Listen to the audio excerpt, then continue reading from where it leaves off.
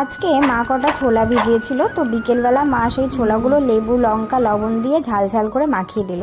তো সেগুলো খেয়ে আমি আর মা বেরিয়ে পড়লাম বাজারের উদ্দেশ্যে। এদিকে বৃষ্টি পড়েই যাচ্ছে, এই কদিন ধরে সবাই জানো টানা বৃষ্টি হয়েই যাচ্ছে।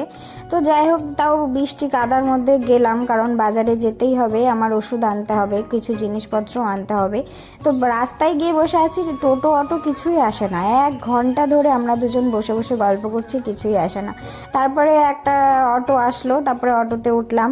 ওঠার পরে আবার সবাই বলে কি এখন নাকি শিয়ালে কামড়াচ্ছে, দিনের বেলাও নাকি 7-8 জনকে কামড়েছে। তো ভয়ে ভয়ে আমরা আবার টোটোওয়ালাকে বলেছিলাম বাড়ি অবধি দিয়ে যেতে। তো টোটো কাকু বাড়ি এসেই দিয়ে গেছে। আর এই দেখো করম চাগুলো আমি অনেক দিন ধরে খুঁজছিলাম, পেয়ে গেলাম। তো এখানে অনেক ধরনের ফল নিয়ে এসেছিলাম, তারপরে তোমার কাজু বাদাম কাঠবাদাম, তারপরে ওই যে আচার, তারপরে বিস্কিট চিপস, মানে যেগুলো আর কি খাই সেগুলোই নিয়ে এসেছি সব। তো আজকের ভিডিওটা এফডি, সবাই খুব ভালো থেকো, দেখা হচ্ছে নেক্সট ভিডিওতে।